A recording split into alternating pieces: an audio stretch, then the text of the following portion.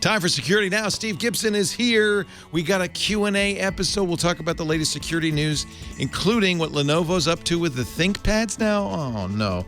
It's all next on Security Now. Netcasts you love. From people you trust. This is Twit.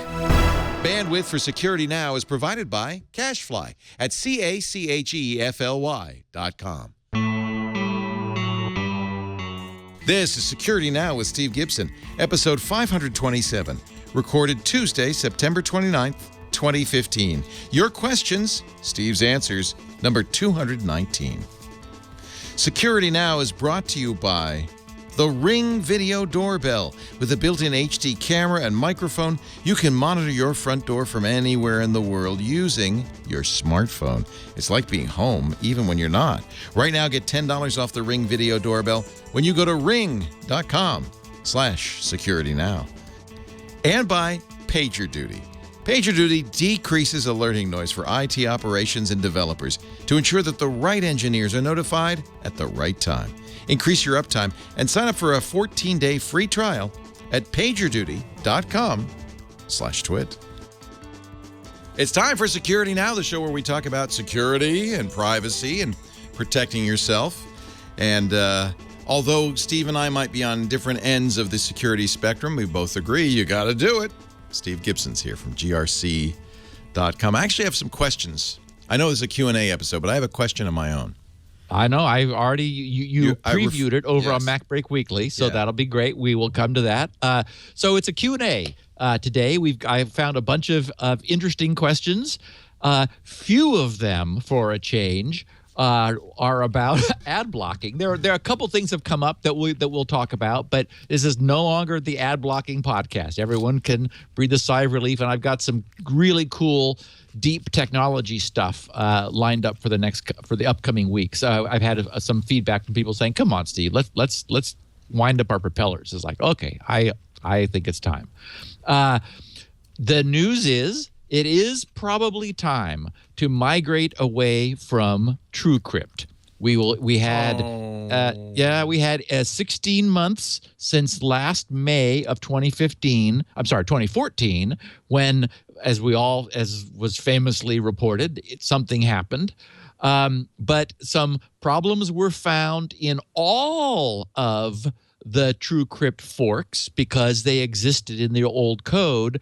But of course, since the original TrueCrypt is not being maintained anymore, they're only being fixed in the forks of TrueCrypt. We will cover what that means. Of course, the press is breathlessly going overboard again, talking about, full system compromise. It's like, well, okay, what does that mean? Well, anyway, we'll describe what that means. I have a quick AdBlocker update. The ThinkPad, sadly, is no longer clean. It no longer stands among Lenovo's products as not having been molested. Yeah, I wanted to ask you about that, too, because it didn't strike me as being a horrible privacy violation. No, I don't think it is, but it is certainly the case that it's not. We can no longer consider it the exception to the Lenovo rule. They're doing this to, across the board. And some interesting concerns. There was a story about Tavis Ormandy, who we've talked about before. He's with Google's zero-day project to find bugs in software, theirs and others, that AV utilities are often means for malware to get into people's machines. And if you think about it, in terms of attack surface, it makes so much sense, because the AV utility is trying to be at the gate. It's trying to examine and filter everything coming in and out. Well, that means that it is the attack surface. It is the internet-facing code that everything has to pass through. Well, if it's not written perfectly, essentially, then it can end up reducing the security of your system rather than, as you would hope, increasing it. So an interesting podcast full of stuff, and then great Q&A from our listeners. This week's picture of the week, it cracks me up every time I look at it. I own both of those books. Those are real O'Reilly texts. And for those who aren't, I also own them both, by the way. Yeah. I just love it. Okay, so on the left is the JavaScript, the definitive guide, and it's about 2 inches tall. I mean, it's huge and thick, and it's got little thumb tabs down the side you can see to help you find the right sections, because there's just so much there. And then sitting next to it is the sort of a companion book that is maybe a 1/4 inch thick. I mean, it's just diminutive. But what works so well is the interplay, because this book is titled JavaScript, The Good Parts. and it's like a pamphlet next to, the Bible.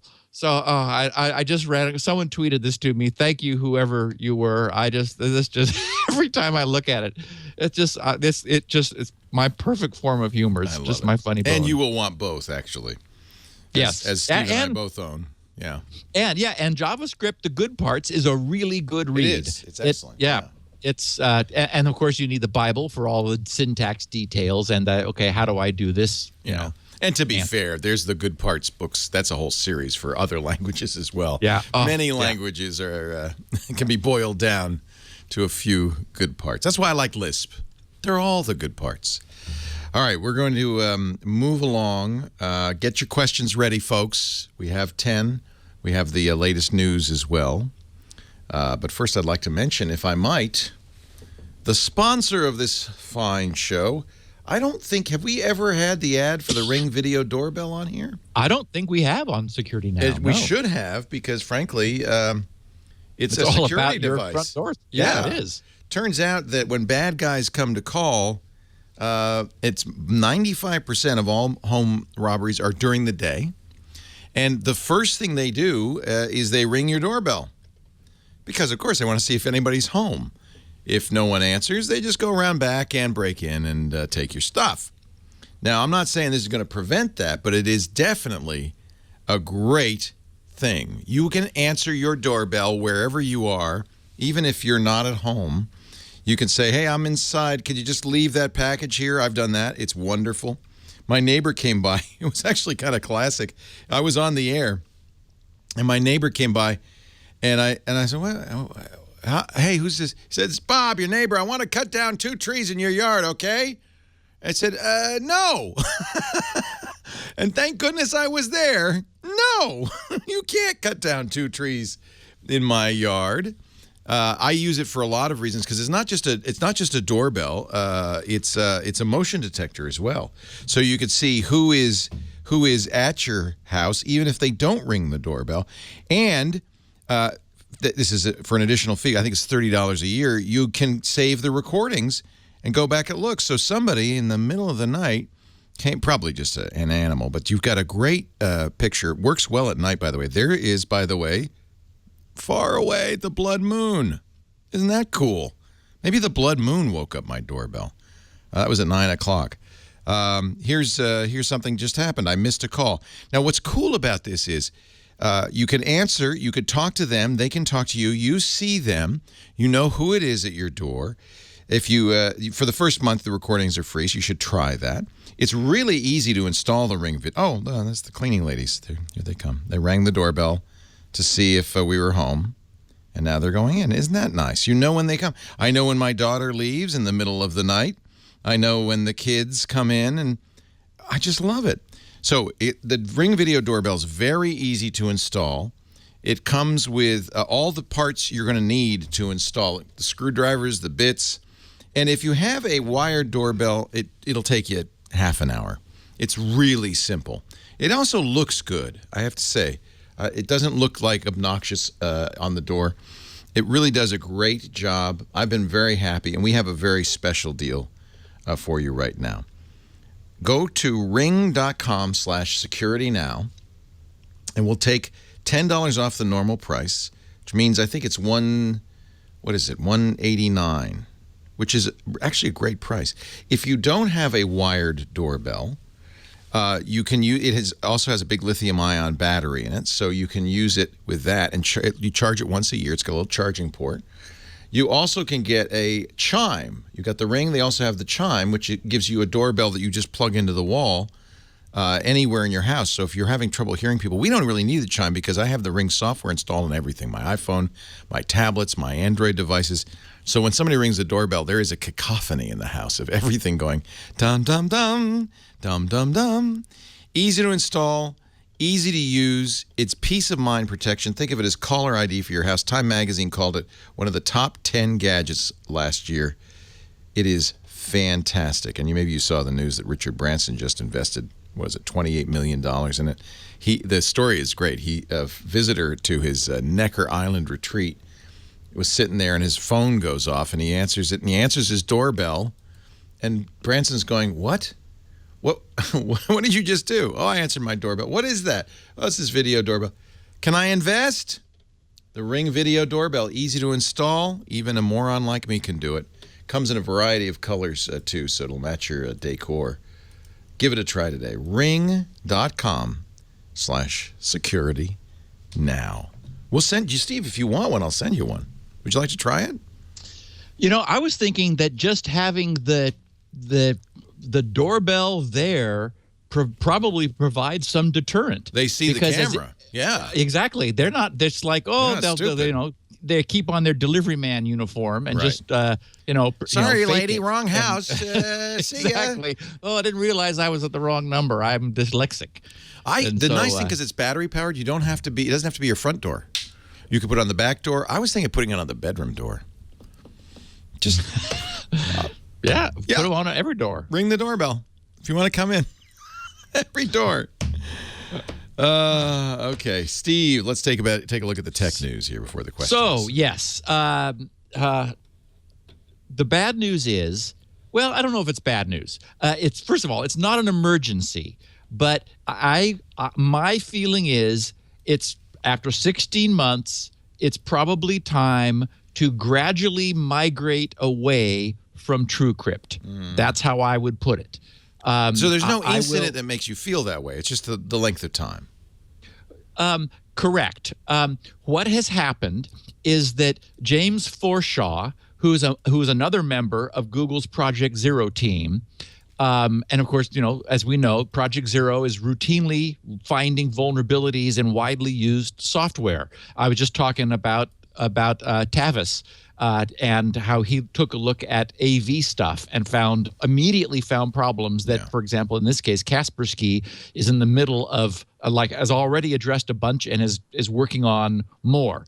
So he found 2 vulnerabilities in the kernel driver that was in TrueCrypt, still is in TrueCrypt, and is in both of the 2 forks of TrueCrypt, VeraCrypt, and the other one's not coming to mind. But VeraCrypt is the one that I'm recommending based on everything I've seen of this French company that has picked it up. These guys are all about security. They've got a public-facing, good-looking persona. There's other stuff they're doing. They look like, good carriers of the torch. So what's been found is a privilege elevation or escalation defect, such that software running in a machine where TrueCrypt is installed, even if there are no drives currently mounted, that is, the TrueCrypt kernel driver is present, software is able to leverage a mistake in the driver code to elevate its privileges. So if that software were in a limited account, it could get admin privileges. Now, we see these all the time. Every month, Microsoft is fixing privilege elevation problems, in 5 or 6 of the various products they have. So these are difficult problems not to have. But it does so first of all, this doesn't mean that your volume can now be unencrypted. This is not there's no sort of a decryption attack or a loss of security in any way. But it does mean that if something malicious were on your machine and knew that you had TrueCrypt installed, it could gain admin privileges. And of course, that's not a good thing. So this isn't a hair on fire, immediately, rip TrueCrypt out of your machines, but it's like, yeah, okay, it's probably time. The VeraCrypt guys fixed their driver. They're at 1.15 is the version they just released a day or two ago. There was pending news of this. I think I knew about it last week, but didn't have any details. So I was biting my tongue until I knew, what this was and could appraise it. So, the press headlines, people have been tweeting me, newly found TrueCrypt flaw allows full system compromise. And it's like, okay, but they don't tell us what that means. Now we know. What it means is that malware could try, and in fact, it's foreseeable that in like maybe a year from now, malware could check for the TrueCrypt driver as a matter of course in like a number of things it does to see where it can gain an advantage. And so anybody who had never moved away from the final version of TrueCrypt would be vulnerable. So I think it's time to do that. I'm probably going to give this some additional coverage. That is, talk about VeraCrypt when I've had a chance to study it more. I just haven't looked at it closely. It is compatible with the existing file format of TrueCrypt. It is. If your system partition, that is the main bootable partition, was encrypted with TrueCrypt, you must first decrypt it and then re-encrypt it, and then install VeraCrypt and then re-encrypt it. But if you have non-system volumes, VeraCrypt is backward compatible with the TrueCrypt volume format. So and it's able to upgrade those without you having to first decrypt it and then re-encrypt it. That's convenient. So the takeaway is, this is pretty much what we expected. Is that we got a year and 4 months where there was a problem no one knew about. Not only in TrueCrypt, but that's also always been there in VeraCrypt because they just took the code and cloned it. VeraCrypt is open source. I mean, in many ways, it's safer than TrueCrypt was because we've got guys putting their reputation on the line, whereas TrueCrypt's original developers were always sort of clouded in secrecy. Yeah. No one really knew how to get a hold of them or who they were or what was going on. Now, it was interesting in the posting that I saw, the first response to the article was from an old friend of mine, Jeremy Kolake. Jeremy is the only person who has any code he wrote on my server. That is. Wow. Or another way to put the other way to put that is that, well, I should restate that. One of my freeware apps, and I'm blanking on which one it was. It was something that needed some deep voodoo kernel stuff, and I was working, and he and I were corresponding at the time. I was working on the front end UI stuff, and I said, hey, do you have a chance to do something really quick? He said, oh, yeah. And so he produced the driver, which one of the pieces of freeware that I distribute, and I've got his name on the page wherever that was. I don't think it was Decombobulator. I don't remember what it was, but it was years ago. Anyway, Jeremy knows his stuff. And so I got a kick out of seeing his name. I hadn't run across it in a couple of years. And so what I liked what he said. He responded to all this saying, at least these are local vulnerabilities. Privilege escalation to local vulnerabilities - privilege escalation to be specific. Honestly, I haven't yet decided whether I should trust VeraCrypt over TrueCrypt's last encryption-enabled release. And he phrased it that way because he is a really top-end developer, and he's careful with his phraseology, and he was intending to note that the very last release, they had disabled encryption. It was only for decryption in order to leave TrueCrypt, which is what they were, trying to push everyone to do. So anyway, he says, I haven't yet decided whether I should trust VeraCrypt over TrueCrypt's last encryption-enabled release. It's a tough call. Why was TrueCrypt really abandoned in the way it was? We may never know. We don't really know who its primary contributors were. Now VeraCrypt is here. Do we trust them and it? If we trust by default, then they've given us no reason not to trust them. In contrast, if we are skeptical by default, they've not had enough time to earn our trust. Which, I just like the way of looking at that. So that's the story. It's this is not the end of the world. TrueCrypt is fine. Your volumes are secure, but we could anticipate that future malware could add exploiting this original TrueCrypt driver privilege escalation to its own toolkit of things to try. And so, when you have a chance, maybe, over the weekend, I would say new installs, go with VeraCrypt. I do like everything about the company, the way they feel looking at them. Everything is up, posted on Codeplex, GitHub, and SourceForge. I mean, so all the code is there. It's all visible. And notice that there were some comments that, ooh, this sneaked through the audit. And it's like, well, yes, because that wasn't what the audit was auditing. We always knew that this was a cryptographic integrity audit, and what this happened to be was a very subtle mistake made in the kernel driver in the handling of drive letters. So, and I didn't burrow into it any further because there was really no point.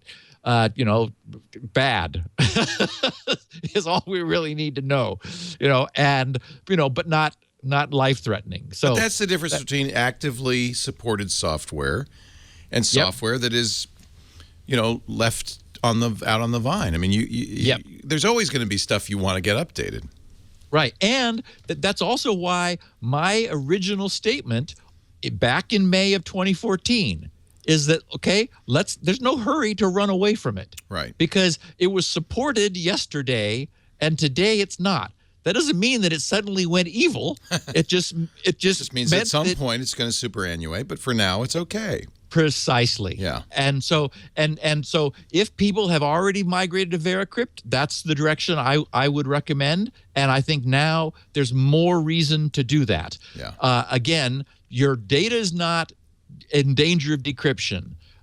Even from this just gives malware a way of obtaining admin privileges, and we know that gives it more opportunity to do bad stuff. So it's just sort of this is a common mistake. Apparently, I read that really good kernel driver authors could read this, as in fact the Google guy did, and spot it. Yeah. So the other question is, who else may have known about this for the last, 18 months or longer? However long that particular mistake has been in the kernel driver. Again, switching to VeraCrypt last May wouldn't have helped you, because it wasn't until this came to light that we could fix the driver.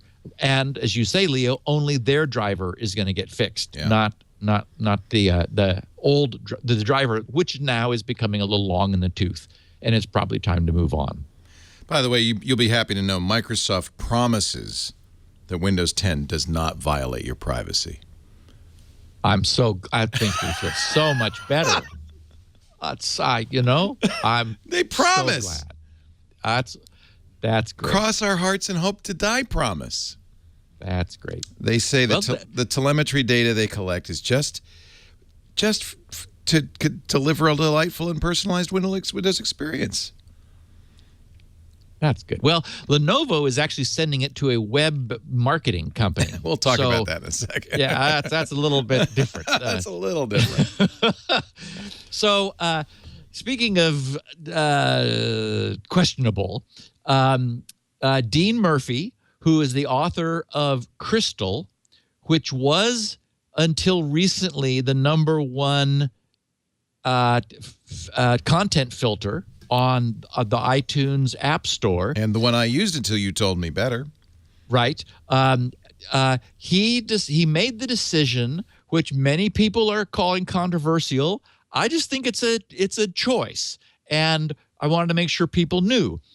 He decided to adopt the, as we call them, the EIEIO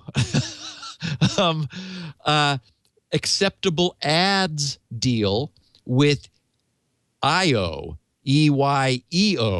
which are those are the publishers behind AdBlock and AdBlock Plus. And as we know, somewhat controversially, AdBlock Plus allows advertisers to pay them to allow their ads through, but under this acceptable ads idea. So this is, of course, depending upon where you're standing, and there are many different places you could be standing, this is either extortion or a way of supporting the ad or a way of allowing people to sort of softly, block the bad ads but allow the good ones in, where somebody else is deciding what good is. And of course, the for fee, that's controversial too. But for what it's worth, Dean Murphy will be receiving a flat a flat monthly fee in return for the default being, when he updates Crystal, he hasn't yet, the default will be to allow the acceptable ads through. He does put a switch in. He says he's going to put a switch in that lets you turn it off. Yes. And I believe him when he says he like Marco, he kind of felt bad. He didn't really want to block all ads. He didn't want to undermine the good stuff, the good sites that use respectful ads. So now I haven't seen this, acceptable ads list, so I don't know. I know Google and Microsoft both are on it. Yeah. What he in an interview with a story he did with the Wall Street Journal, he wrote, "Given how popular Crystal has become, it doesn't provide any way for users to support publishers. Right. I decided that's a good feature to provide, and from what I've seen, the acceptable ads policy doesn't let through what I would classify as bad ads." Yeah. So wouldn't that be if it just said no flash, no takeovers. Right. And the EI or the IO the IO guys, I guess it's supposed to, you're just supposed to pronounce it IO as if it was IO, but they made it EYEO. So they're saying that the reason they charge advertisers is that a human is involved in screening the ads that they allow through, and that's a labor-intensive job that they have to support. So of course there are dissenting opinions. Matt Buchanan, writing for the All website, said, "If your ad blocker takes money from you in order to block ads, and then takes money from huge companies in order to show you the ads that you paid it to block, then yes, it's just using you to erect a toll booth." Right. So anyway, I got a kick out of that. But I'm with you, Leo. I like this as a nice compromise. Now, what's interesting is that you can always turn it off if you don't like it, right? Of course. If you've seen a lot of crap ads, say no, just block it all. Yep. This, it's like, hey, I'm glad I gave this a shot, the acceptable ads, but it's not working for me, and then you flip that off. And do other things. I took your lead, and put $10 a month into Google Contributor. That makes me feel better about blocking ads. Exactly. Yeah. Exactly. So, on the other hand, if you want now to go far out, we have Randall Rothenberg, the president and CEO of the Interactive Advertising Bureau, which is the trade association for so-called interactive marketing in the U.S. I met Randall. He was at the event that we spoke at in New York a couple of weeks ago. Oh, cool. We are not, by the way, members of the IAB. I should just tell you. But most of our agencies that sell ads on Twit are. They have to be. Yeah, exactly. I mean, that's what you do. So they're holding a press conference today about ad blocking. And I'm just this our listeners should know that this interests me sort of from a drama meets technology meets the internet standpoint, which is why I've dragged us through the last, this topic for the last 4 or 5 weeks, because this is just a lot of interesting forces that are, pulling in different directions with a core of technology. It's going to be interesting to see because they're talking about, getting around this problem. Anyway, he posted in response to all this at the adage.com site. His title was "The Ad Industry Needs to Disrupt the Disruptors." And there are just 2 points that he makes. One, which was a little hot, and then which I thought was interesting for them to acknowledge. So I'm just going to read the first 2 paragraphs of this. He writes, "The digital marketing and media industry regularly confronts fresh adversaries eager to now remember who this is, so keep that in context. Regularly confronts fresh adversaries eager to intercept the flow of ad dollars, often to the disadvantage of consumer choice. Ad blocking is the latest crisis du jour, a potentially existential threat to the industry. To combat it effectively, it's essential to distinguish ad blocking's two sources and their significance." Okay, so here's the first one. As abetted by for-profit technology companies. Oh, come on. I know. Ad blocking is robbery, plain and simple. Wow. An extortionist scheme that exploits consumer disaffection and risks distorting the economics of democratic capitalism. Now, what's interesting is, Randall, come on now. You gotta. I know. So you gotta respect users too. You can't. Well, and so that's what's so interesting is that was the first sentence. Then he completely switches gears and says, when implemented by consumers, ad blocking is a crucial wake-up call to brands and all that serve them about their abuse of consumers' goodwill. Right. That's correct. So what he's really saying is anyone who profits from blocking ads is the spawn of the devil. Yeah. We all have to hand code our own ad blockers. That's clearly the message there. Whoa. Huh. Yeah, it's like I hope he's taking some phosphatidylserine for his stress dementia. Boy. And I understand, and I've said before, it's like stealing a candy bar from a shop, but I maybe have moderated that quite a bit, given that it's an abusive shop owner. There's a certain amount of, it's got to be a balance here somewhere. And you could get yourself infected, and it truly destroys the experience that you're trying to have of browsing the web. And there's the tracking side too. Right. This idea of the database is somewhere being compiled that makes people uncomfortable. No, when you see the difference, when you start running an ad blocker and you realize how much sewage is pumped into your browser and how much of it's blocked, then you start to say, you guys have pushed it a little too far here. Okay, I have to take us completely out of sequence. Put into bit.ly, bit.ly, today's link. It's bit.ly/SN527. No hyphen this time. SN527. And you need to put this. Well, wait a minute. I'm running an ad blocker.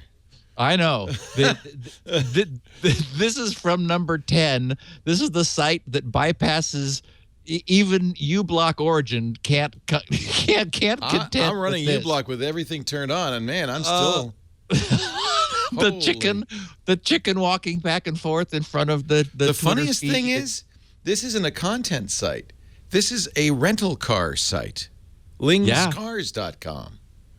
Yeah. They must make more money on the ads than they do on renting cars. Oh, this is the first page I've seen that has made me feel good about my site.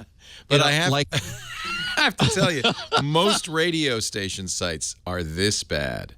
Oh. And I always, when I talk to radio stations, I say, do you not make enough money? What's going on here?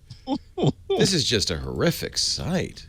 It's just wonderful. Oh, and when you view source, it's even better. I didn't pick up on that, but I tweeted this last night, and a bunch of people said, "Oh, Steve, you've got to do a view source on the page."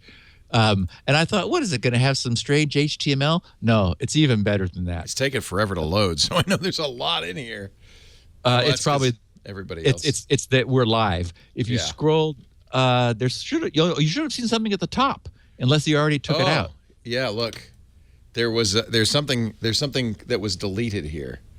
Oh, wait a minute, here it comes. No. Yeah. There was something deleted. See those? That's the comment block. Of course. But yeah, he had a big block of ASCII art, which was basically an ASCII version of his head, his face, and something like in huge letters, if you mess with this site's code, I'm going to get you, or something like that. I like this guy. This is the best site I've ever seen. It's wonderful. Lingscars.com. Oh, goodness. I like this site. He's got a chicken browsing. There's a chicken browsing his Twitter feed for no apparent reason. Just wandering around. It almost falls off the ledge there. I know. It catches its balance again. You put a lot of effort into this. And the breathing Mercedes, the throbbing Mercedes grill to the left. Oh, I've never seen so many blinking items. You wouldn't go. Please don't go here if you're epileptic. Oh. This will put you into shock. Wow, he does lease some pretty nice cars though. That chicken, I got to get that chicken for my site. That's great. Wow. Have it kind of Oh, look, around. You've been mentioned.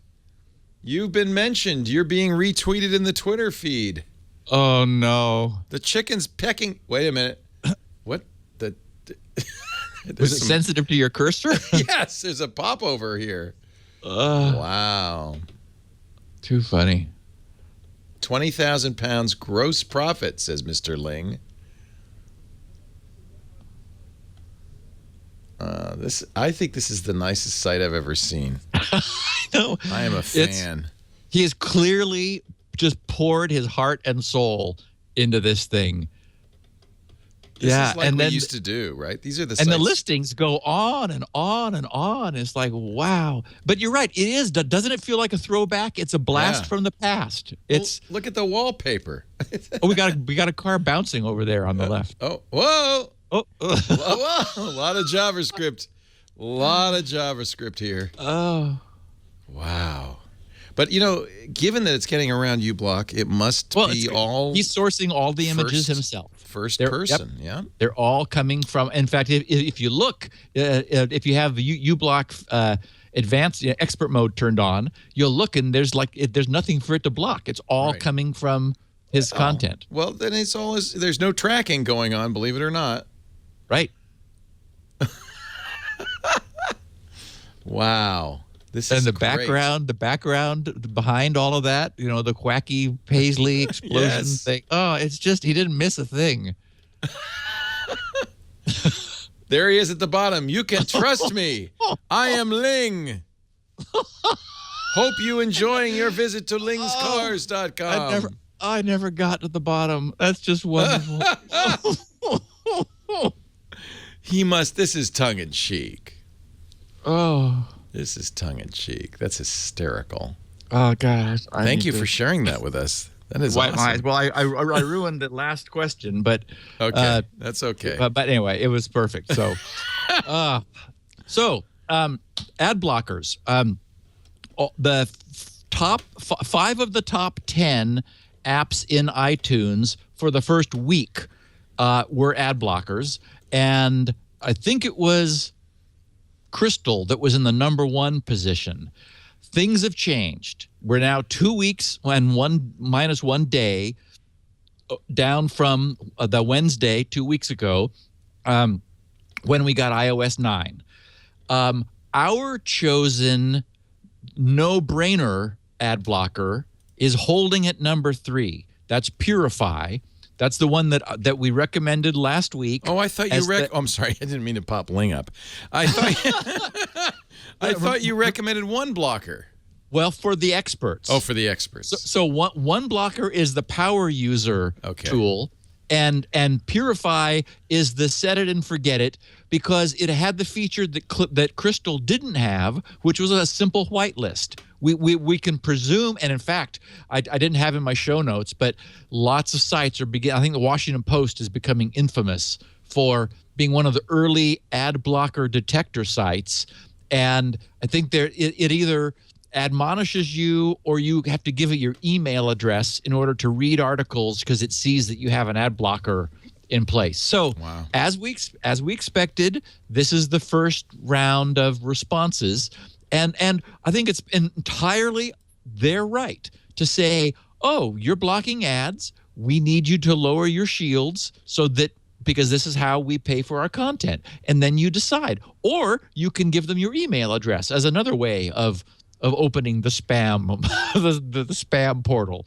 So I think it makes absolute sense. But what you want then is an easy way of whitelisting sites that you decide you want to support, who bring it to your attention that would be something nice.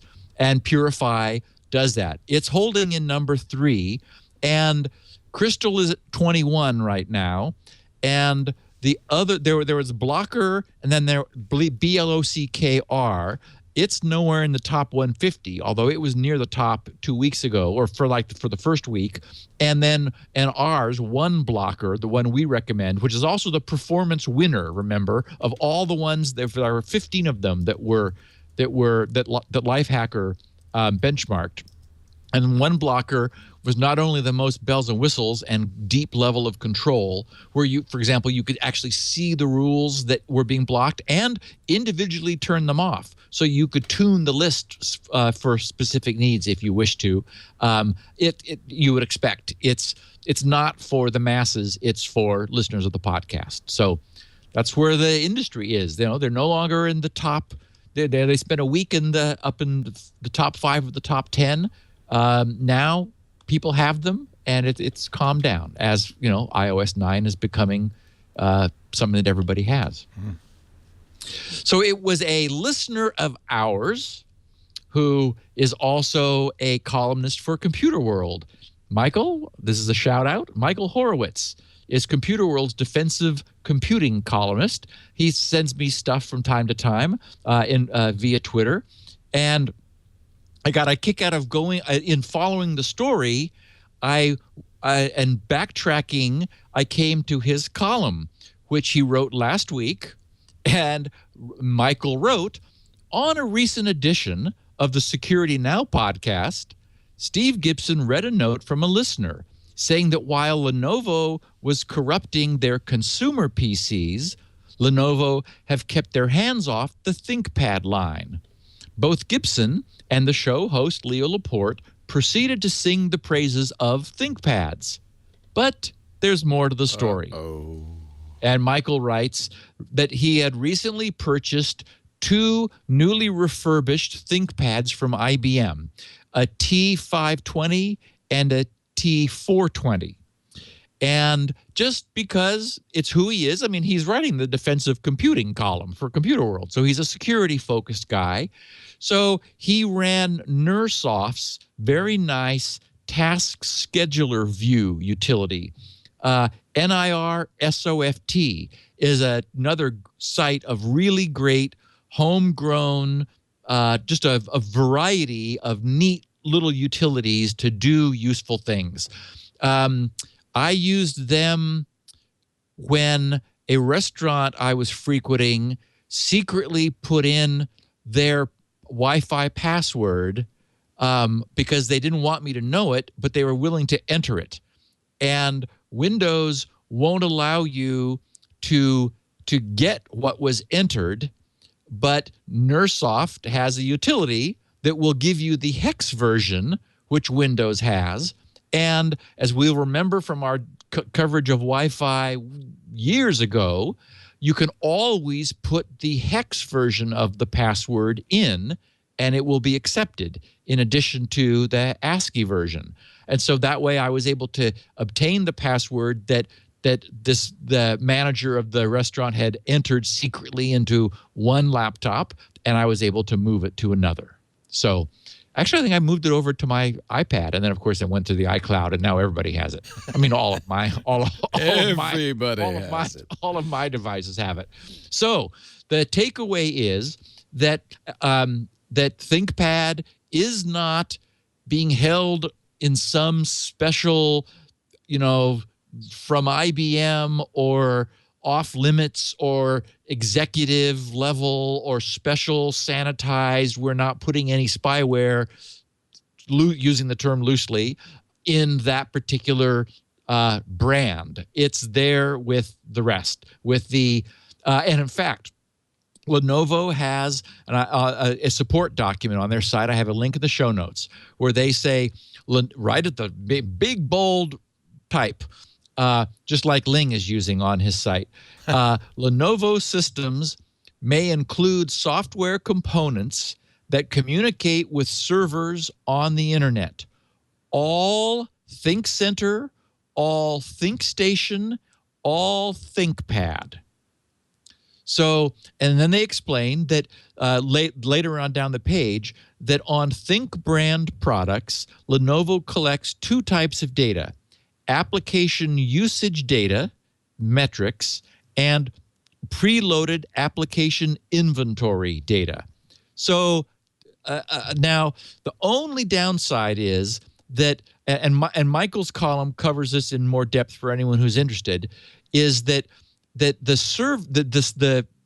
domain that this stuff is going to is not Lenovo. So their software that they install is sending this off to a third party for that third party's processing. Maybe they're a subcontractor of Lenovo or who knows, but they are a well-known web aggregator company of some sort. So it might be that Lenovo is actually generating revenue from sending this stuff off. And of course, there are in these links that I have, if anyone's curious, both in the Lenovo link and in Michael's, lots of advice for finding this stuff, turning it off, removing it from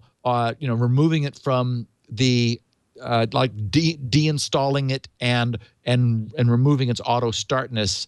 And there was some mention of within 90 days it'll delete itself if it sees it's no longer running. But apparently you can do that too. So that's the story. I just wanted to close this up and unfortunately remove the ThinkPads as being separate. And Michael, thank you for the great find and discovery. I got a lot of tweets from people who were reading your column and wanted to make sure I knew about it.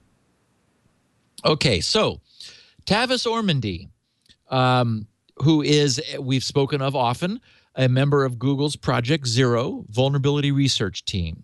He recently analyzed Kaspersky's AV and quickly found what has been described as a raft. I think the raft means a bunch of easy-to-exploit, as he characterized them, bugs that made it possible to remotely execute malicious code on the underlying computers.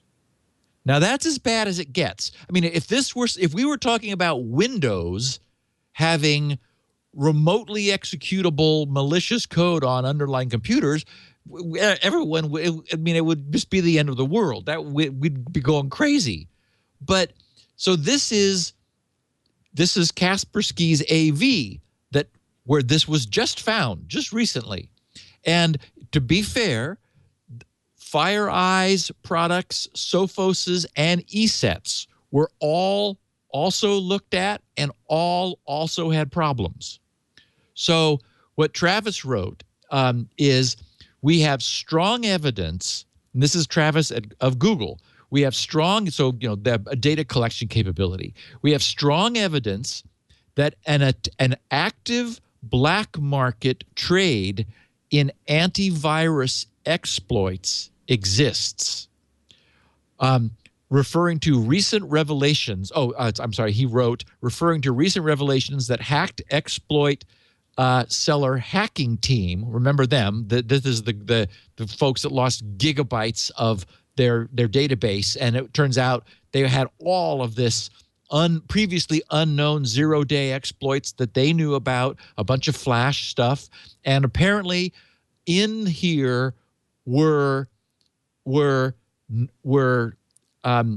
exploits against a broad spectrum of antivirus utilities.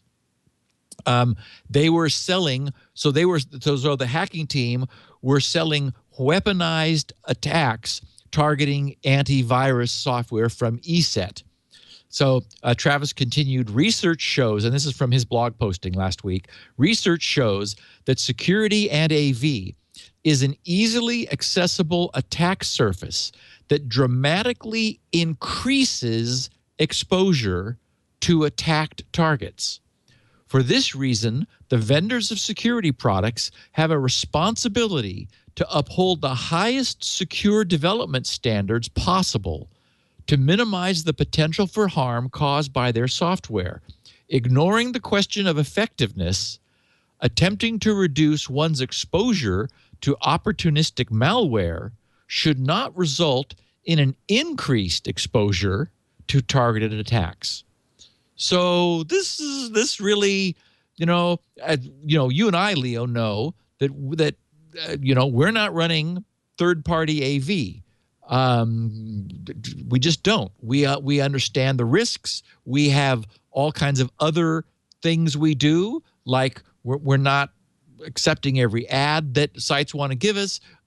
For the longest time, I was running NoScript. We've talked about sandboxy and running browsers and VMs. I mean, there's a lot of making sure that your browser is running as a limited user and not with admin privileges, and on and on and on.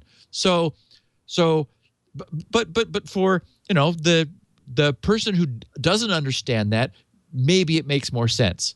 But as I said at the top of the show, teasing this further discussion of this, when you stop to realize, it's like, well, of course the AV has to be perfect, because its job is to examine every file that you download and in many cases filter your internet connection.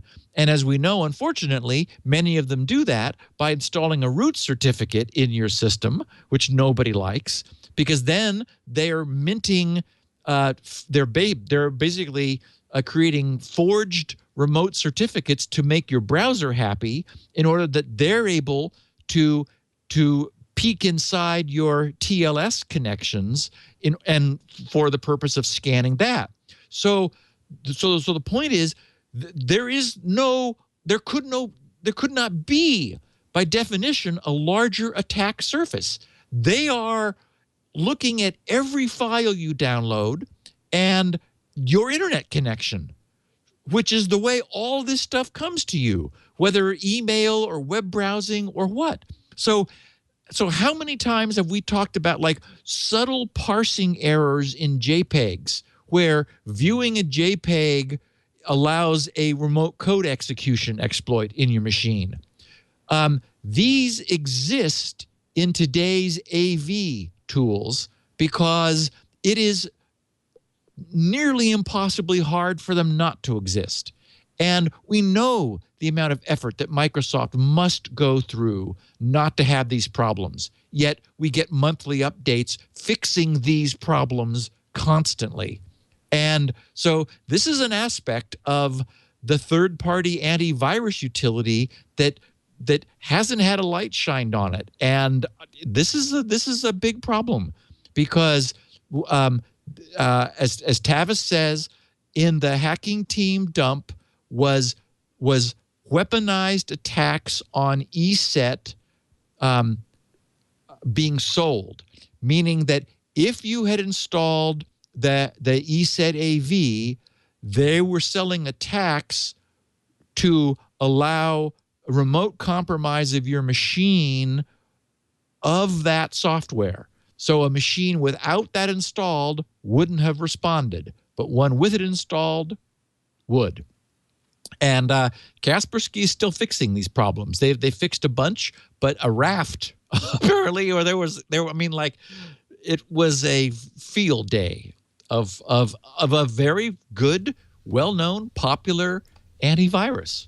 So, yikes! But again, with everything we know and we've learned from this podcast, this is going to be an issue because it's the definition of attack surface. You've turned your entire connection into an attack surface. Sometimes security makes things worse, not better. Which brings me to my question. So I noticed setting up this new iPhone that Apple is very security conscious. I had to enter my password, my iCloud password, 5 times because I was starting from scratch. I wasn't restoring. Right. And it struck me as I'm going, hey, we love how secure Apple is and how serious they are about security. But I have, thanks to you, a 25-character, very random, LastPass generated iCloud password that's a real pain in the butt to enter. Good. And yes, it is. And 5 times is an awful lot. Yes. And I don't have it memorized. I went, not again. You're not supposed to be able to memorize the password. Not again. So I have to fire up LastPass, show password. Okay. Type it in. Of course, Apple hides it with dots. So if I make a mistake, it's no way to look at it and correct it. I got to do it all over again. It was a major pain in the butt. Now, I understand Apple wants to be secure. I can think of, I'm not sure how much that helps my security, frankly. I mean, they've got a secure store. They've got my fingerprint, making me re-enter that password. In fact, it struck me that there is a negative impact to doing this on security. First of all, I'm incented not to have a strong password. Precisely the problem. Strongly incented. But second of all, each time I'm doing this, it's sending it. Somebody could see it over my shoulder. Every time I enter the password, I'm adding a little risk to the whole process.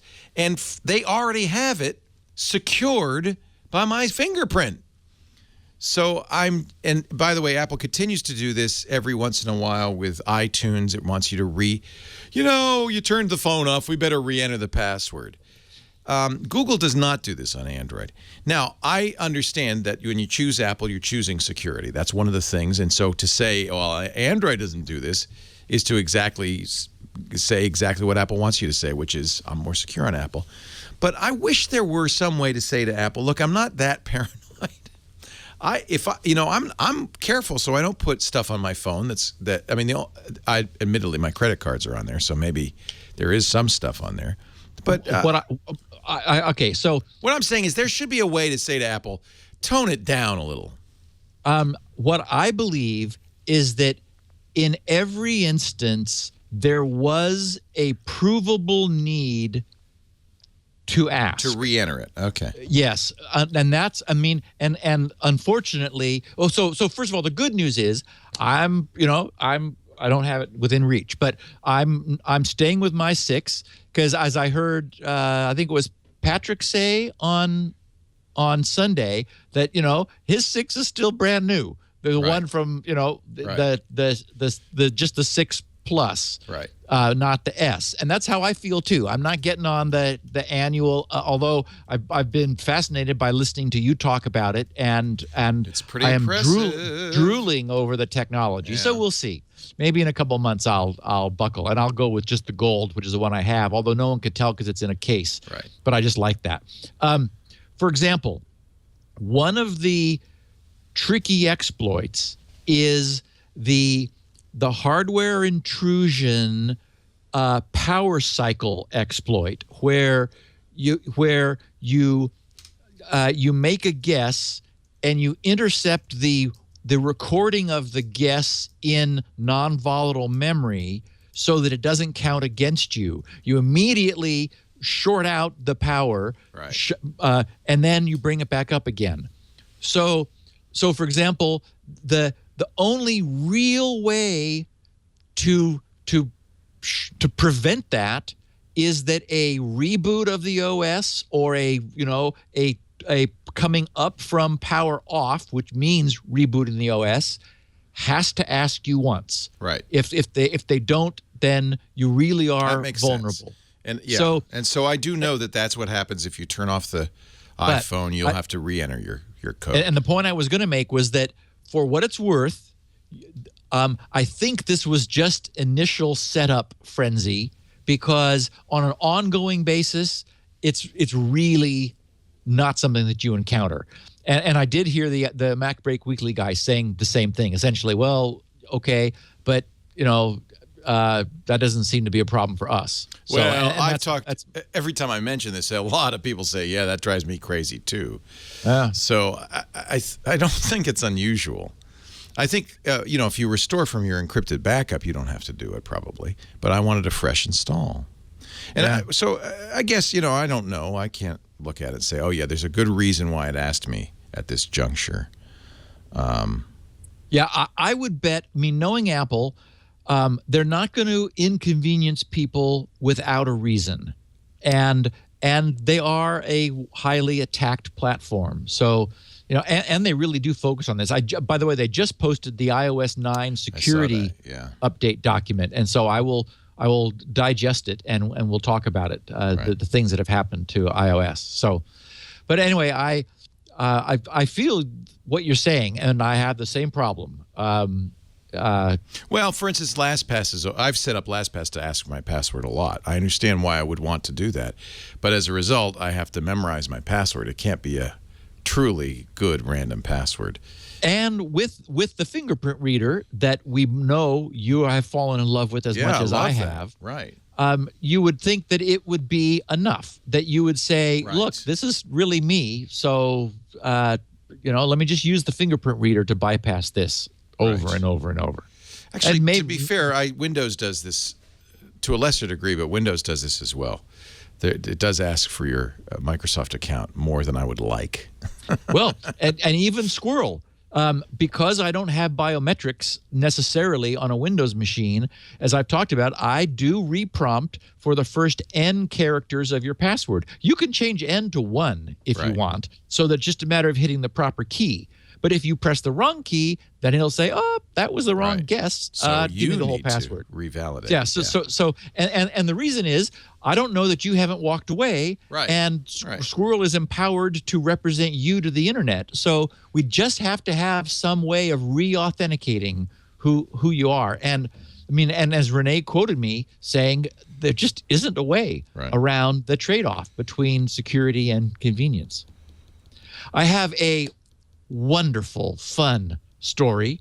This is not quite as good as was it a SEAL team in Afghanistan who used SpinRite? They were hitting, they were absorbing bullets with a Panasonic Toughbook or something years ago. I remember that, yeah. Anyway, this person explicitly withheld his name, and the subject is how SpinRite saved the plane. So he said, "Dear Mr. Steve, please note that some details in this story have been changed to protect my identity, which is quite important, as you'll soon see. I'm a senior IT director at an airline that shall remain unnamed. But I did not land, so to speak, this role overnight. I worked my way up, all the way from tech support. Naturally, I still have the gift of geek in me and always carry around several USB drives and some mini CDs, he says in parentheses, 8-centimeter ones, full of Linux distros and troubleshooting tools. On a recent international flight, just before takeoff, I noticed that the crew were having trouble with the IFE, the in-flight entertainment system. Every time the media library was loaded, it stopped and the system rebooted. Well, we all know where this is going. After a couple of tries, they disabled output to the passenger screens, but I knew they were having some hard disk trouble. I deliberated about what to do, because even as IT director, I cannot touch the IFE without authorization. Access is highly restricted, and only senior technicians on the ground have root access. The crew can only use the built-in troubleshooting tools. But after the seatbelt signs turned off, I promptly introduced myself to the co-pilot, who was taking a stroll through the plane, showed him my ID and badge, and offered to help. He was surprised and said he'd contact ground and get back to me. So I waited.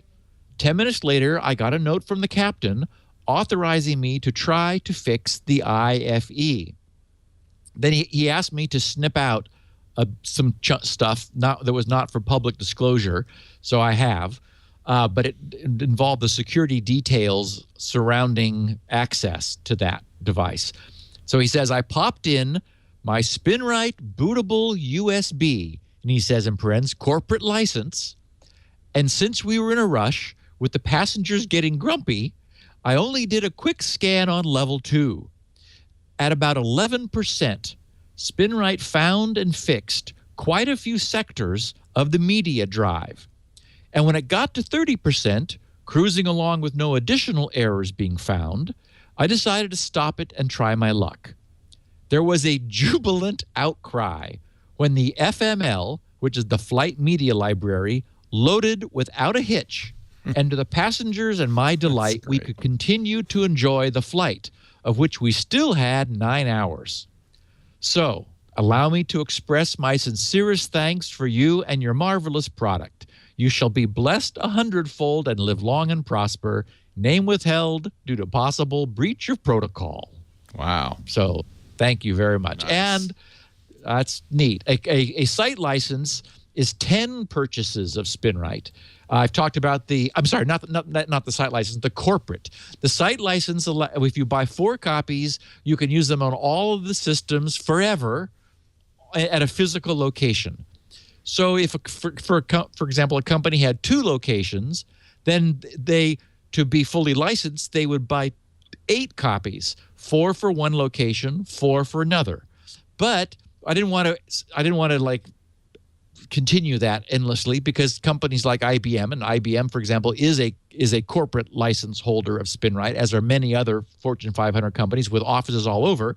The corporate license is 10. So if a company purchases 10, they can use them anywhere, anytime, forever on all of their machines. And so this unnamed airline has bought 10 copies, so they were able to fix their in-flight entertainment system. I think I was on that flight, but I won't say any names. You do sometimes see that they'll restart, and almost always they're Linux machines. So you actually get to watch little Tux Penguin, and the thing scrolls up, and you can tell they're having trouble because they reboot it 3 or 4 times. So it's a hostile environment. It's a hostile environment. Yeah, and and the heads may have been. It sounds like there was one physical region where there had been some trouble, and SpinRite was able just to basically replow that land on the drive and then and get everything going again. We're going Ling crazy, by the way, in the chat room and on Twitter, and there's apparently turns out Ling is a lady. Lily Ling is her name. No kidding. Here she is. You will hear this Chinese national anthem. She's wearing a helmet. London Olympic all the time. She's giving it a keynote address at the Future of Digital Marketing. She obviously She is just wonderful. is kind of aware of she's smart. There's a lot of good code on there. And I love it that she's wearing a safety vest and a helmet. And something about rocket bang Bang, a missile. I don't know what's going on. I got my bachelor's degree in Guangzhou in environment. So she's actually quite something. Well, I'll put a link somewhere. Thank you, chat room. She's a chemist. She got a degree in applied chemistry. Wow. So she's obviously super smart. And I love it that none of that stuff is blocked by you. Yep. Just cuts right through all of our ad blockers. It replaces Zombo.com as my favorite website. It is. It's just so over the top. I love it. Wonderful. Thank you, Mrs. Ling. We're going to take a break here and talk about PagerDuty. Then we've got questions, and Steve's got answers. But first, is your SaaS on the line? PagerDuty is how you keep your software as a service up and running. And you want to do it right, because I got to tell you, if your IT department gets burned out or just gives up, you're not going to be online. Your SaaS is going to be grass. PagerDuty is an essential tool if you rely on software and services to always be up. As the hub of your operations, PagerDuty connects all your systems into a single view where you can see critical events across all your monitoring tools. It integrates with everything you use. We use New Relic to monitor. It does that. Nagios, Keynote, App Dynamics, really great APIs mean you can roll your own. And when an incident occurs, your resolution times go down because PagerDuty notifies the right team and the right member based on on-call schedules. It already knows who's where when, and personalized alerting preferences. It works with everything from automated phone calls, text messaging, email, push notifications. They might even work with pagers. At this point, not many people wear pagers, but if you do, you can even use those. If alerts are missed, PagerDuty automatically escalates issues to another team member until someone responds. By the way, errors are deduped. Let me go to the front page. PagerDuty.com. Sometimes you get multiple errors. I get this all the time in my email. Multiple errors. It'll dedupe those. So you don't only actionable alerts are delivered, and they're always delivered to the right person. Look at all the people: Slack, Intuit, Airbnb, Pinterest, Panasonic, eHarmony. They use PagerDuty. You can too. It's very affordable. Sign up for a free 2-week trial, and for as little as $19 a month, you can increase your uptime. PagerDuty.com/twit. PagerDuty.com/twit. Their operations analyze errors and help you proactively reduce them. So it's more than just a way of alerting the IT team. It's a way of really making your system more reliable. Boeing uses PagerDuty. That's a pretty good reference. Microsoft, GitHub, Nike, Box. Get the right engineer on the right problem at the right time. Visit PagerDuty.com/twit. Again, a 2-week trial. And it's as little as $19 a month. Amazon Web Services. There you go. PagerDuty.com/twit. Sign up for your 2-week free trial.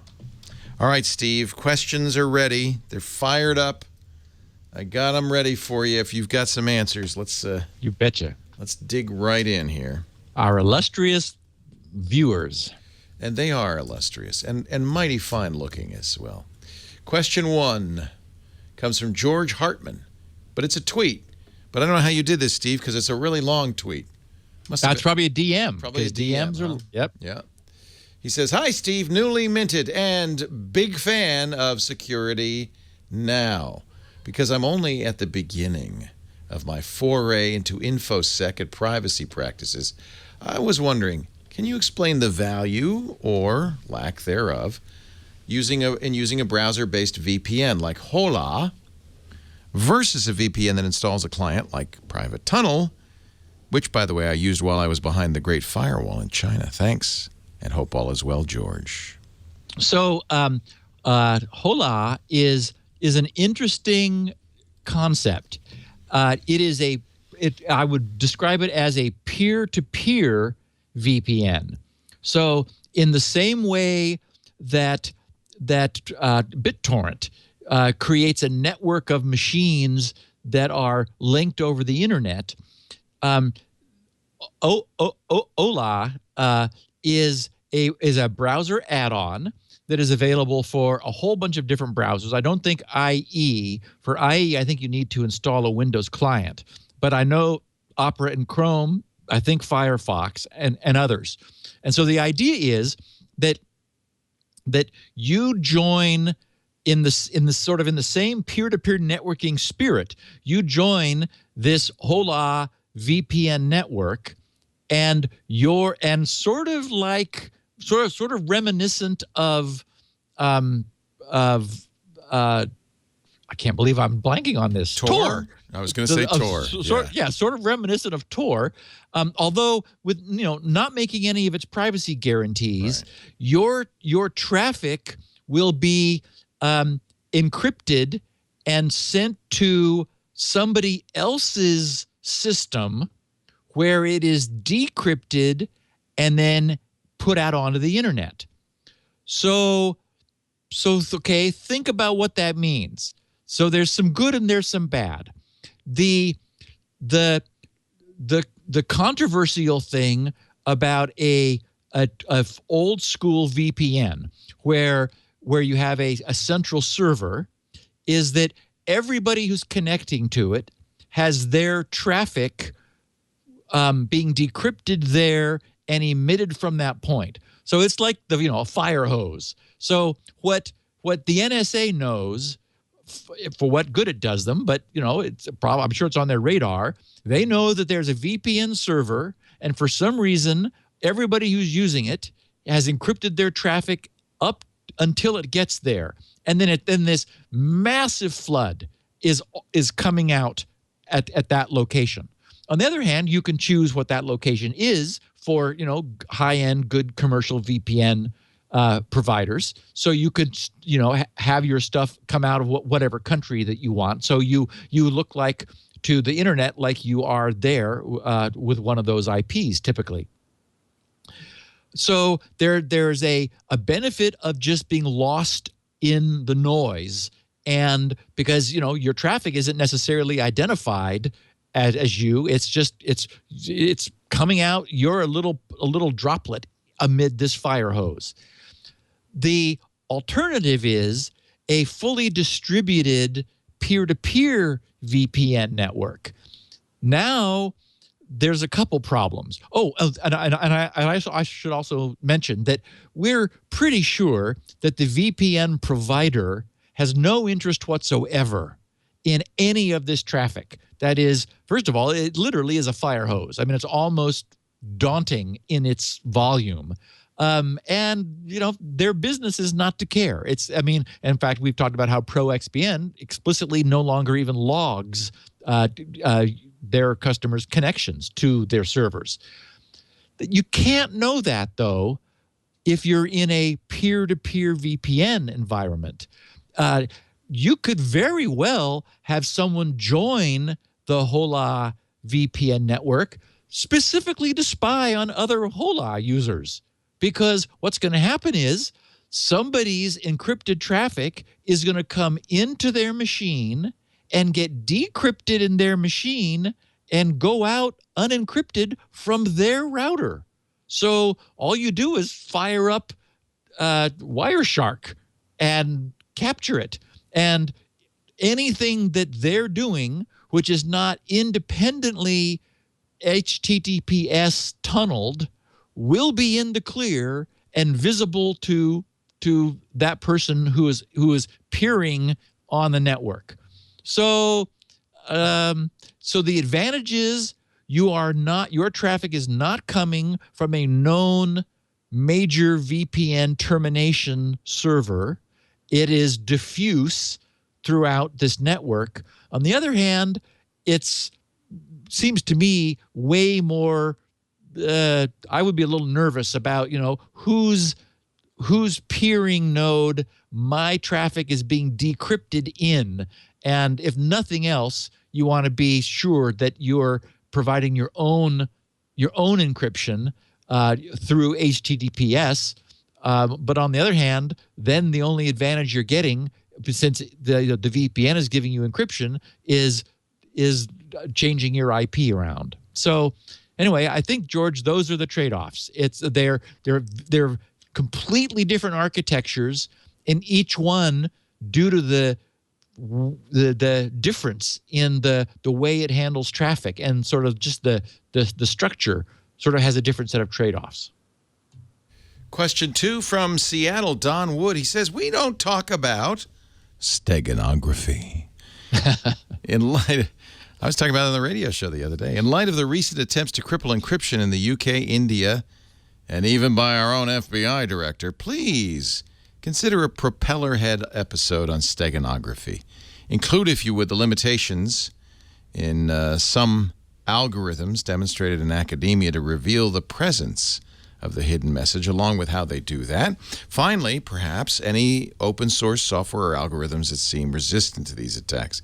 It might take a propeller head episode to cover adequately, but considering all the governmental efforts to outlaw encryption, flying under the radar may be the best course of action.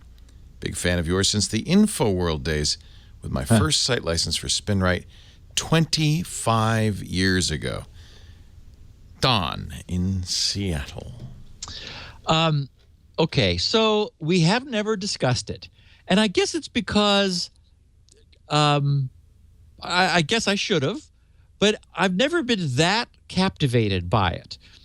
So for those who don't know, steganography is the practice of hiding something in plain sight.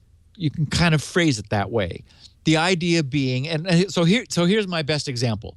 You take a full color 24-bit photo, and it would have to be in RAW mode for this to work, but I'll just give you this example. So you have a byte of R, a byte of G, and a byte of B, RGB, and 8 bits of each color, so 24 bits of 24-bit color total.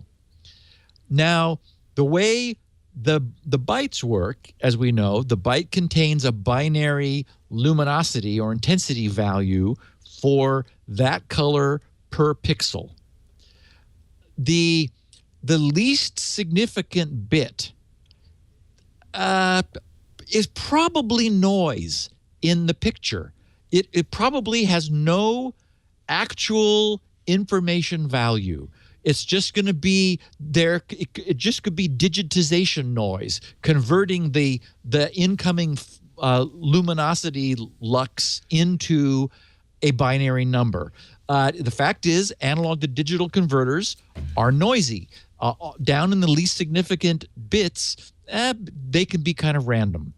The point is that that last bit in the byte contains nothing of visual value, but it would be a perfect place to stash a message, meaning that you could take a picture of 24-bit RGB and you would have at least 1 bit per per byte with 3 bytes per pixel. So 3 bits per pixel times the number of pixels.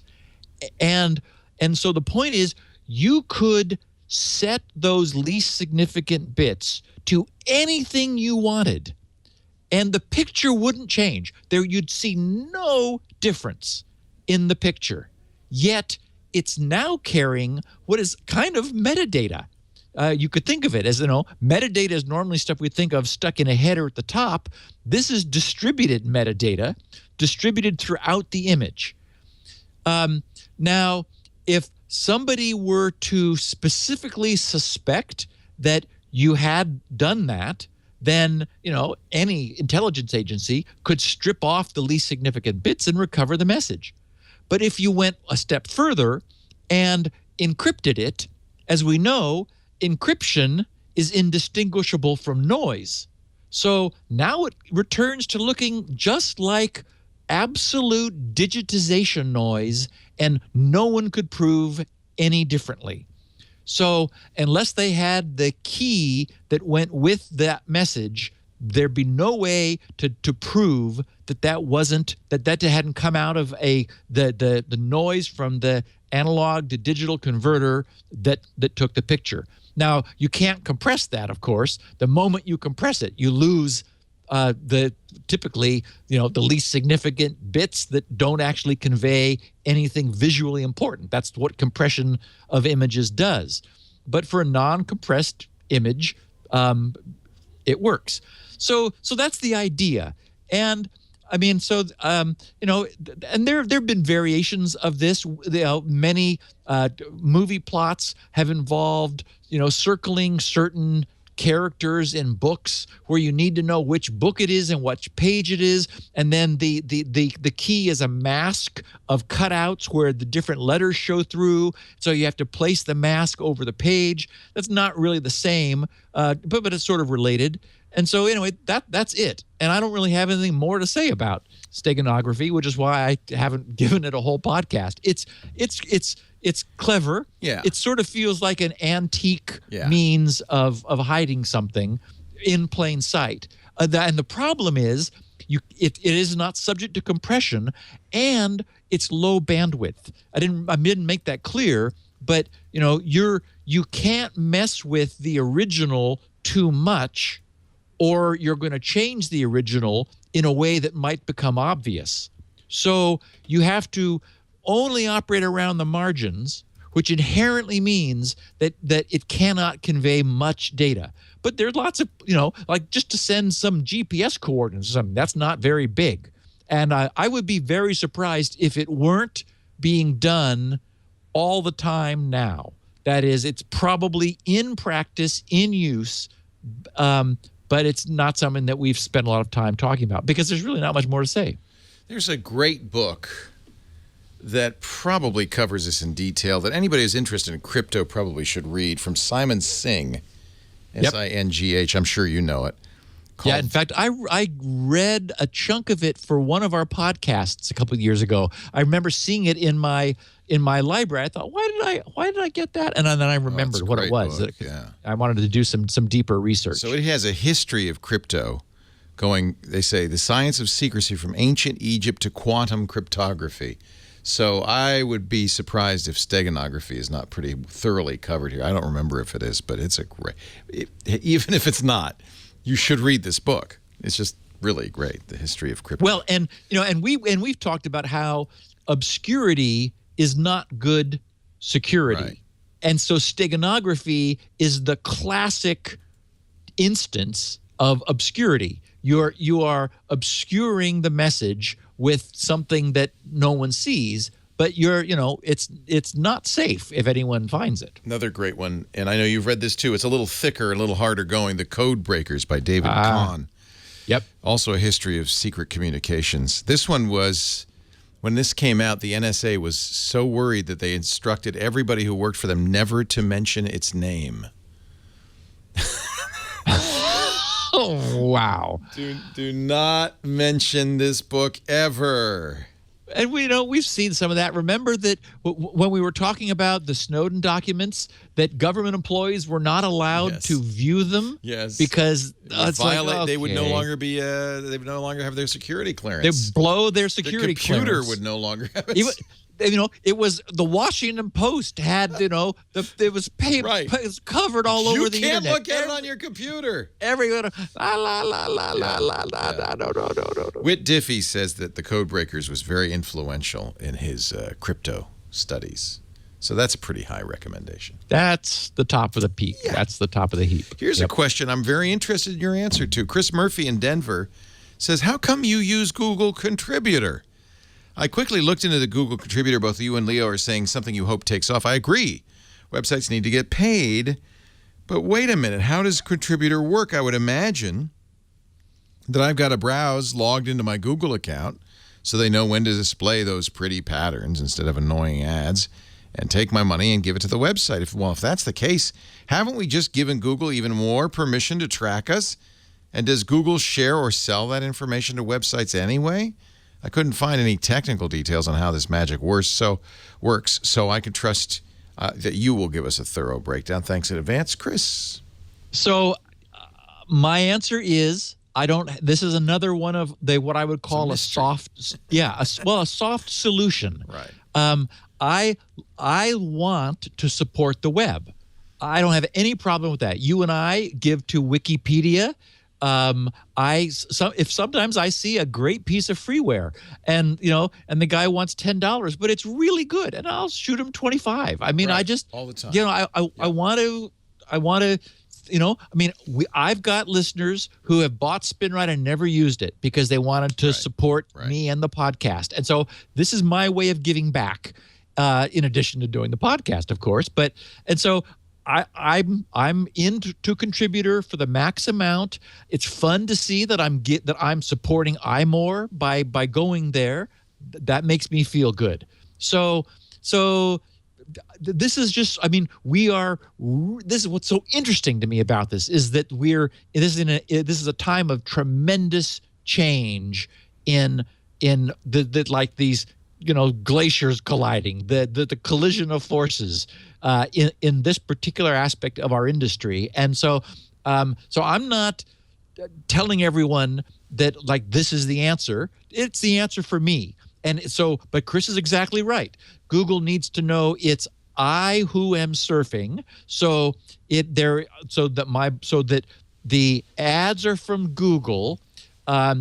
Google is receiving my Google session cookie when the website I visit causes my browser to pull those ads. So Google knows that Steve Gibson, it knows a lot about me. It's not guessing. It knows that Steve Gibson is on this site and is wanting to fund it through the advertising system. So if you are concerned about tracking and privacy, then you really are you're really lowering your anonymity when you use Contributor. I would disagree because you're unless you are always incognito surfing. If you have a Google account and you're logged into that, there's a cookie on your machine that establishes your identity, whether you use Contributor or not. That could be passed to any website with Google ads on it anyway. Correct. So Correct. If you're worried, you should see. So in terms of the incremental exposure, yes, very, very good point. It's not a lot of additional incremental exposure. It's probably none at all because what you're contributing to is sites running Google ads. Because they're running Google ads, almost certainly the Google identifier that identifies you uniquely through your Google account is being passed each and every time you go to that site, whether you pay for Contributor, whether you use Contributor or not. The only way to avoid that would be to surf in incognito mode. Yeah, the only thing I would say is that, and if you were in incognito mode, then you can't use Google Contributor. Right. So, yeah. Right. So it does. It requires a login to Google account, and that inherently, whether you're using it or not, is leaking information. And the fact is, there's so many benefits for being logged into Google as you do things. That's my choice. Now, I like to stay logged into Google. It's my choice too. That's an example, though. See, that's the thing. So, on an Android phone, unlike an iPhone, once you log into your Google account, every time you use any other Google service, it just says, "Is this still you?" And you say yes. You don't re-enter your password. Whereas Apple, no matter what you're doing, says, "Please re-enter your password to prove that you're you."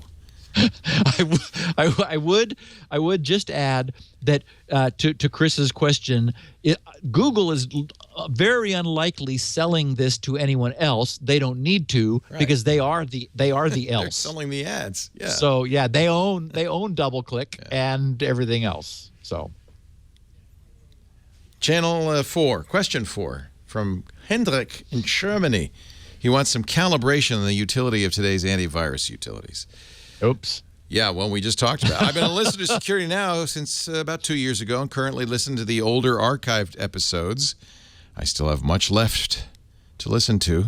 But since you're so deep into security, I wanted to hear your opinion on antivirus and similar protection software. I personally do not use any AV on my Windows box because I know what to install. I always look for valid signatures, and if I encounter a suspicious file, I upload it to VirusTotal, etc.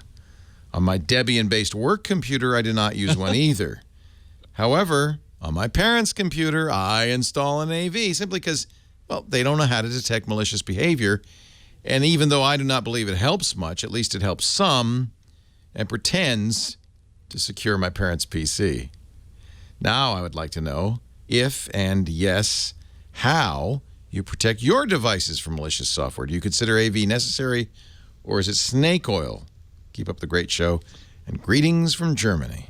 So this question absolutely fits with today's news of the inherent attack surface that any AV utility presents to the internet.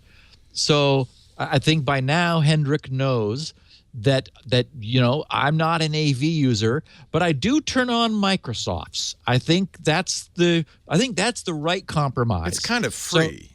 Yeah, it is free, and Microsoft is trying to protect their OS and your experience from bad things on the internet. It's Microsoft crept into this in the same way they always do, because they don't want to be slapped with antitrust suits instantly. So in the same way that they didn't want to compete with firewalls, so they kind of brought in a weak one and left it off by default, then turned it on, and now we've really got one. They tiptoed in.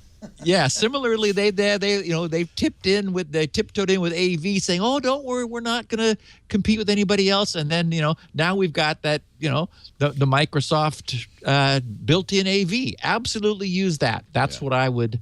Microsoft Windows Essentials or whatever they're calling it now. That's what I would use. I guess I would say that one of the reasons antiviruses are not as useful as they used to be is the prevalence of zero-day exploits. Yes. What you really want to be protected against is not the 5-year-old virus that everybody knows about. You want to be protected against the stuff that's coming out and spreads like wildfire, and that's what exactly what antiviruses can't protect you against. They don't know about it yet. Right, and notice, I mean, he really is up to speed. Oh, he knows what he's doing. Yeah, he's using Debian at work, and he's uploading things to to VirusTotal to see if something is suspicious. So, yeah, things have changed. That's all. I mean, in the past, a antivirus would be a good idea because there were lots of old viruses floating around. But now the preponderance of viruses you're going to encounter in a email fraud or in a click fraud is going to be or on a website is going to be modern. And they're normally only getting in because of a vulnerability, and now those are all being patched very quickly too. Yeah. So once upon a time we didn't have connected systems where the systems themselves could check pinging, could continuously ping the mothership to see if there's any updates to them, and now we do. So.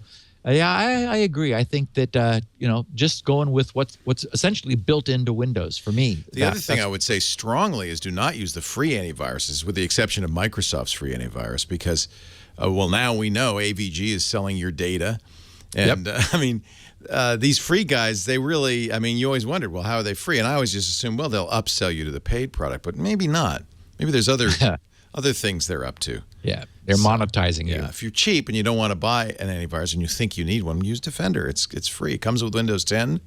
Yep. I know you'll never use that, but it comes with Windows 8, and you can download it for previous versions of Windows. Well, I had it on 7, or I had it on XP until it stopped working, and then I'll get it again when I go to 7. Yeah, Microsoft.com/security. What is it called? Defender, right? Yeah. Security_Defender. Vigan Galustian in Los Angeles. I, first of all, apologize for butchering your name. Ann says, Steve, love your show. A while back, you spoke about password length and referenced a list for ranking the companies based on the password length and how secure they were. Yeah, I was chagrined the other day. I created a new password for my bank. It's just kind of routine. I'm speaking now, Leo, as routine hygiene. And they said, it can't be longer than 12 characters. And I went, oh, crap. I remember Apple was #1 on that list based on password length. But I'm unable to locate it, though, in the show notes. Would you by any chance be able to point me to the site for this ranking list?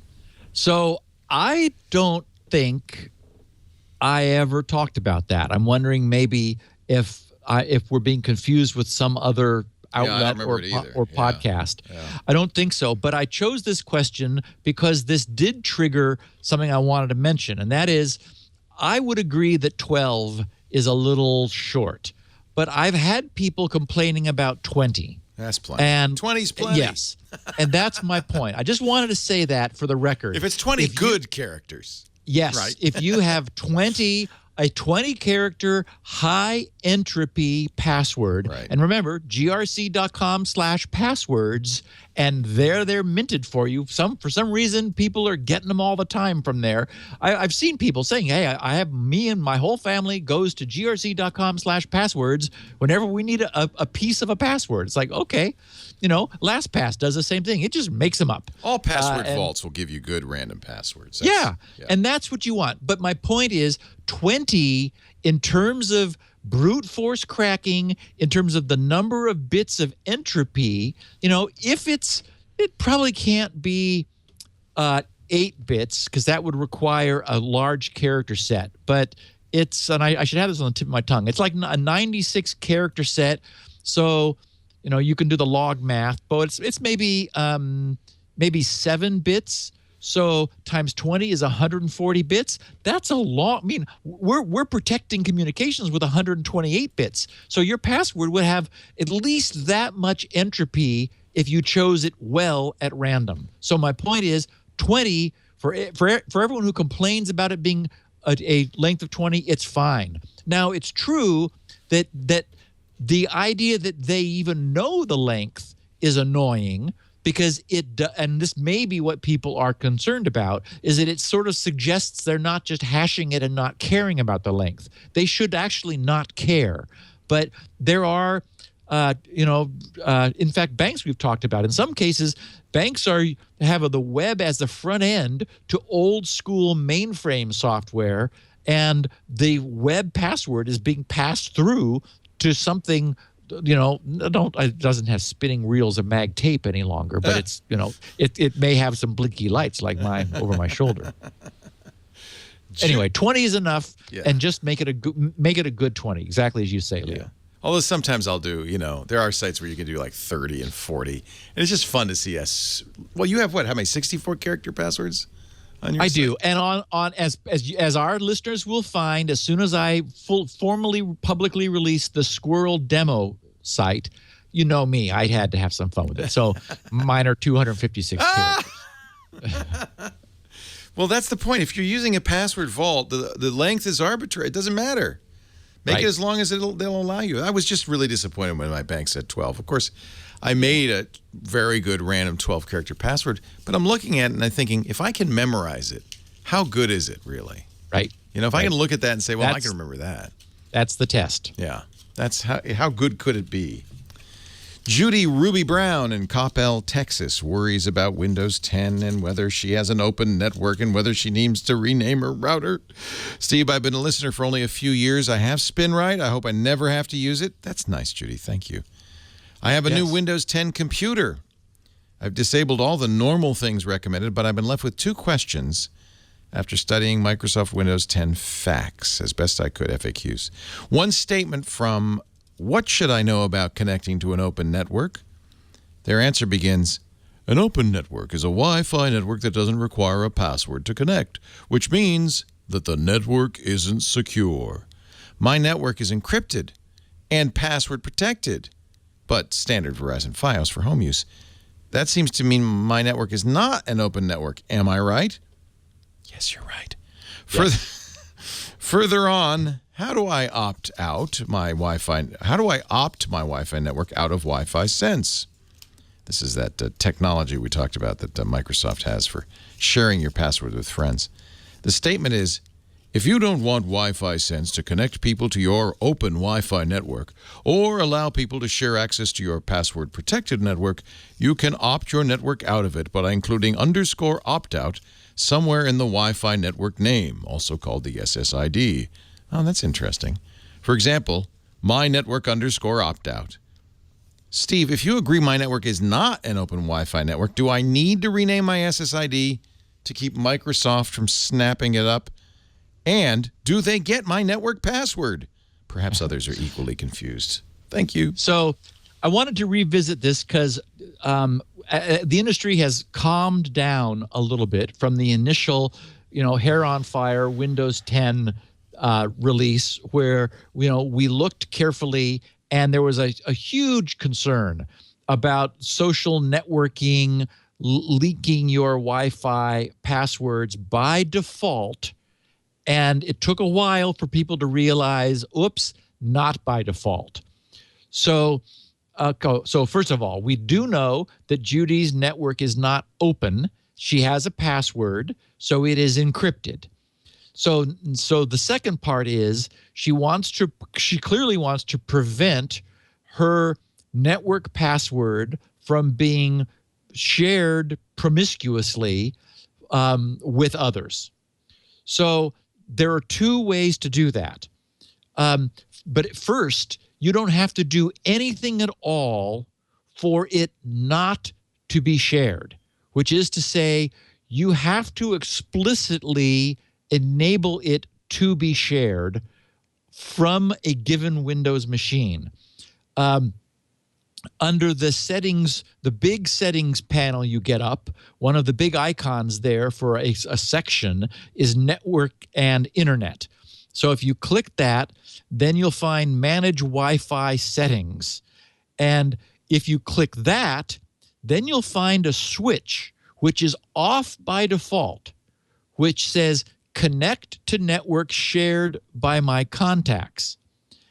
And there, if that's off, a lot of other things are hidden.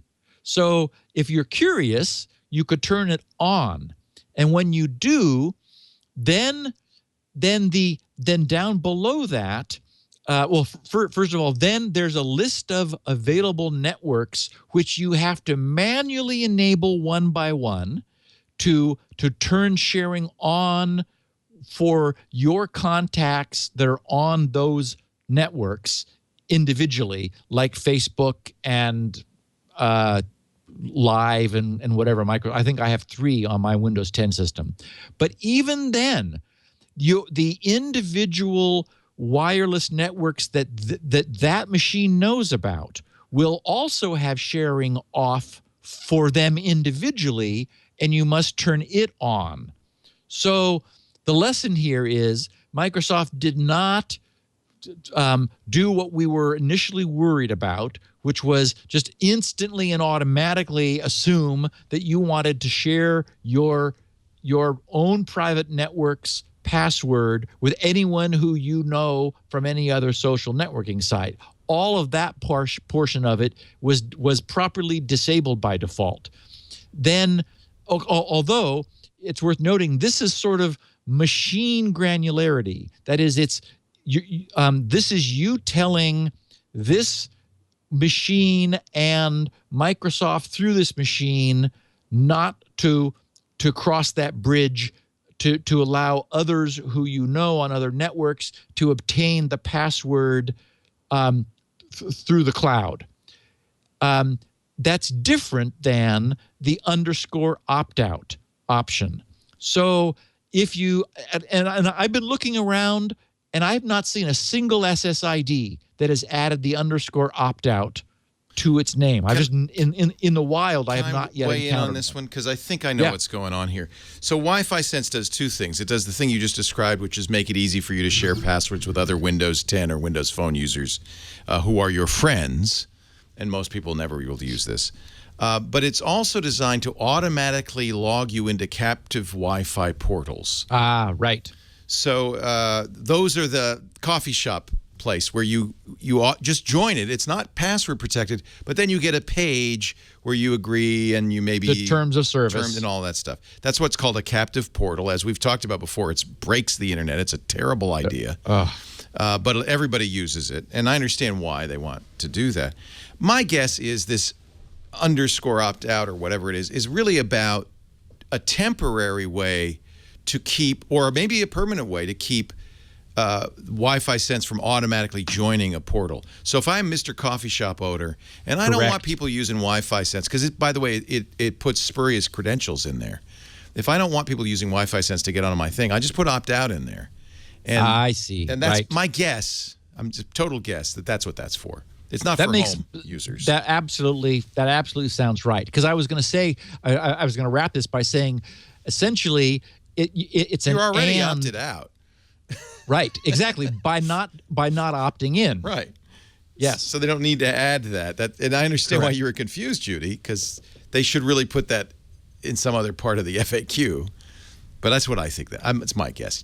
I think that's exactly right. Home users don't have to even think about that. That's not relevant to you. Yeah, and if you don't turn all that stuff on, I mean, you have to deliberately go through a lot of hoops in order to turn it all on. It even asks you each time. I mean, they're not idiots. They're not going to turn on something like that. I mean, we got to give them a little credit for something, whether you like Windows 10 or not. With the flippy tiles. Some people like that, Steve. That's it, and they're welcome to it. Keep your flippy tiles. Mark Withers, Hayward, California, cannot get any new content filters to install. I have tried to download all of the recommended iOS content blockers from the App Store. Every one of them reports my iPhone 6s Plus is an unsupported device, so it won't install them. Any thoughts on why those apps are being blocked from install? Thanks for a fantastic show, Mark. You don't usually do tech support on this show. You're being very generous with this one. I've seen it, and in fact, it's funny because the previous question was the tech guy question. Total tech guy question. What you get on the weekends, and this too. We both know that Mark forgot to update to iOS 9. That's what I would have said, except he said it's an S Plus, 6S. Except that I think that the question may have posted it immediately upon. A 6S. Oh, 6S, I see what you say. Comes with 9. You're right. I just was assuming that the problem was 9. Unless he's wrong that he doesn't have a 6S, he just has a 6. Yes, and if it's a 6, okay. So Mark, if you're listening to the answer of your own question from in Hayward, make sure you're using iOS 9, right? Because iOS 8, this is exactly what would happen. And so we were at what, 8.4.1, and before we went to 9, right? And now we're at 9.0.1. So just make sure you have 9. And if you do, I don't have an answer for you because I think it should work. This is, by the way, everybody else. Why you should never be a tech guy on the radio. I don't want to be. No one should. I don't. Me either. I don't know how you. Because what happens is people misreport the condition, and then you're scratching your head saying, right, well, that shouldn't happen. And then when it turns out, I thought it was a 6S. No, it's just a 6. And and you've been wasting all this energy trying to solve. Oh, you mean I shouldn't be standing in an inch of water when I do that? That's like, no. Being the tech guy is tough because sometimes you don't feel. I don't feel like I'm getting all the information that I need to get, or the information is being misreported. It is. I mean, it's not normal.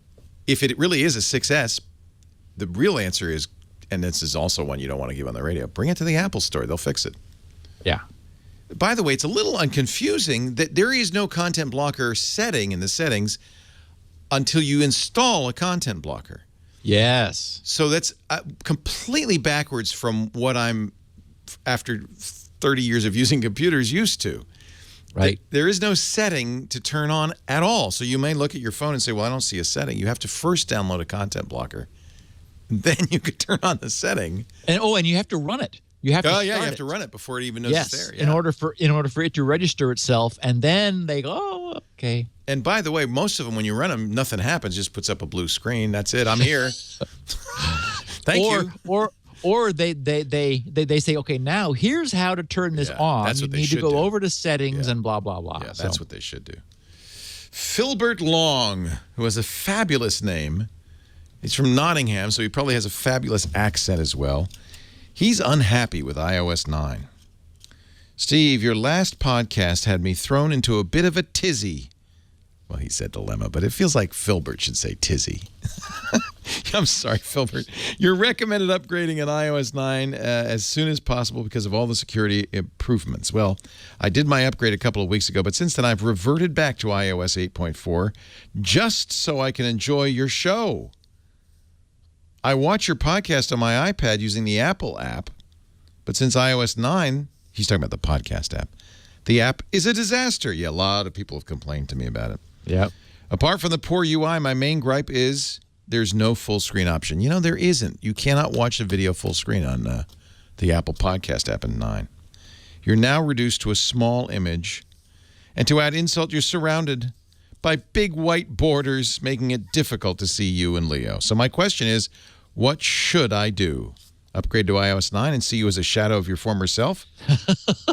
Or stay with 8.4.1, risking the security implications, and watch you and Leo in full screen grandeur?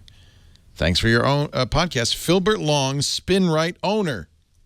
So this was an opportunity for me to mention that a number of apps were broken by iOS 9. Yeah. I saw communication this morning from Jeff in the UK, who has been moving the Squirrel client for iOS along beautifully.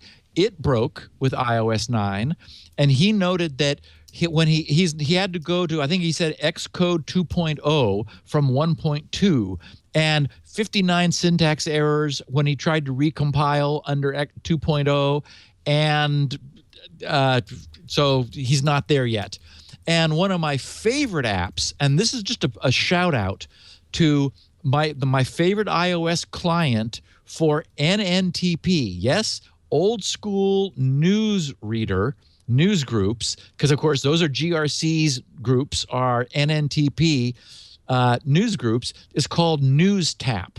And it also died when I went to iOS 9, and I seriously considered moving back because I was dependent upon it. Well, the guy who did it was just on the verge of updating it. He has updated it. And so if anyone ever looked at it before, there is a free version, NewsTap Lite. And I think maybe it limits you to one group you can subscribe to or one server. I'm not sure what. But, you know, I have the paid one. It is beautiful. So there really is a lovely news group client for iOS, for both for phone and iPad, called NewsTap. And iOS 9 did break a bunch of things. I would imagine you have an alternative podcast viewer for Filbert Long. In fact, it always amazes me that people use the Apple Podcast app, which was terrible when it first came out. Remember it had big reel-to-reel tape? Oh. They spent all this energy that the tape would go down. Skeuomorphic. Yeah, yes. but it was also didn't work Oh very my well. God, the tape was leaving the reel? Yeah. Oh. They spent it was clear they spent a lot of energy on this reel-to-reel tape machine and very little on subscribing. And then it got better and actually was pretty good by the time 9 came out and broke it again. But that's just the Apple one. I mean, there's many great podcast apps. Overcast, which is Marco Arment's app, is fabulous, but it's audio only, I think. So then you might want to try Downcast if you want video, or Pocket Cast. There are many better choices, and of course, iOS has at least 3 or 4 different Twit apps, which will allow you to subscribe and watch the video full screen. And I think many of our apps are being updated now because of the new API, and we are writing our own iOS and Android app that will use the new API. Those will be out by the end of the year, I hope. And they will, of course, also allow full screen playback, subscription, and all of that stuff. And watching live, which is kind of nice, something you can't do in the podcast app. So nice. Yeah, I think, why should you use the Apple app? There's so many better apps out there. Time to move on. Stay with 9 and ditch the Apple app. And it's 4 o'clock, and we're at 2 hours for the podcast. And number 9 wasn't any good. Well, it wasn't necessary. Sucky question. Sorry. And we've already done Ling's Cars. That was the surprise number 10. So we're done. Ling's Cars. And we've got now, I tweeted it because I thought it was so cool, and I thank you. And now we've gone down a rabbit hole because there's much more going on with Ling. I'm fascinated. We're going to try to get her for a triangulation right there. That's it. That'd be great. Wouldn't that be awesome? is an internet meme. Ling's cars meme. Amazing. Yeah. So thank you, Steve. Yeah, we'll wrap it up next week. We don't even know. Could be anything. There is, well, we're going to do some technology, and there's been a problem found with cookies because I mean, cookies are the universal session glue. It is. We're talking about how, like, if you log in with Google and then you go to any Google property, or you are served a Google ad, they get your cookie. Session management is the way we stay logged in on the internet. Turns out some researchers, old and venerable as cookies are, they found some problems with cookie session management. And also our friend Kobayashi Natum, I hope I didn't mangle his name, the guy who did CryptoCat, did a really intriguing blog posting about what the VW emissions software scam tells us about software encryption. Really an interesting take. The DMCA, gosh darn it. Yeah, that prevents anyone from looking. Yep. So a couple neat techie topics for next week. I think we'll have a great podcast. And, of course, whatever news happens in the meantime. If you want a 3-hour security now, just email me or tweet Steve. I'm thinking maybe we need to make some room in the schedule. We could go to 5. I don't know. I'm just thinking. Would you do a 3-hour show if I got you the time? Tape is cheap, Steve. And I have lots of coffee. We'd have to have a bathroom break, though, in the middle. We'd have to have an intermission. Let's all go to the lobby. Steve Gibson is at grc.com. That's where you'll find SpinRite, the world's best hard drive maintenance and recovery utility. That's his bread and butter, so buy a copy before you need it. You'll be glad you did someday. And use it before you need it, and then you won't. Wait. That's good. Yeah. That's your new slogan. Use it before you need it so you won't. You know that we just had, what was it, Yogi Berra, who just passed away? That would have been a Yogi Berra-ism. When you come to a fork in the road, take it. Turned out... no one goes to that restaurant anymore because they're it's too busy. crowded. It's too crowded. Turns out that some of these are apocryphal, but I was reading an obituary of Yogi Berra, I think in the New Yorker, and it said, it turns out that was accurate directions to his house. Either fork in the road got to his house. Perfect. He was smart, this Yogi Berra guy. Perfect. When you get to a fork in the road, go to grc.com. There's lots of free stuff, fun stuff, passwords for one thing, Squirrel for another thing. And this show, you can get the audio and transcripts of this show at grc.com. Leave questions for Steve at grc.com/feedback. Tweet him at SGGRC. That's another way to get a hold of him. Or direct message him if you have a longer question. You can always do that as well. We have audio and video on our website, twit.tv/SN. You can also find all our other shows when you get there, twit.tv. And you can watch live. We are generally on from about 1:30 in the afternoon to 7 p.m. I'm just teasing. I would do 3 hours. I would have no problem with that. I saw somebody tweeted, and they explained how long they'd been with the podcast by saying, I was watching when you were only 2 digits of minutes long. It's like, yeah. And we started at like 18 and went right up. You're one of the most popular hosts, if not the most popular host on the network, Steve. So you can get as much time as you want. Glad to be. So do watch live. Come in the studio. We have a lovely visitor in the studio. Is this you, Christopher? Yeah. He's on vacation. He's an IT guy from Wilmington, Delaware, and learned everything he knows from you. There's a lot of data processing going on in Delaware. Yeah. Do you work for a major 3-letter agency? No. He said, no. It's a long He works for someone we've heard of. If you want to be if you want to be in the studio, you can, no problem. We have a limited space in this little studio, my office, but just email tickets at twit.tv. We'll let you know if there's a seat for you. And we'll see you next time on Security Now. Thanks, Leo. Security Now.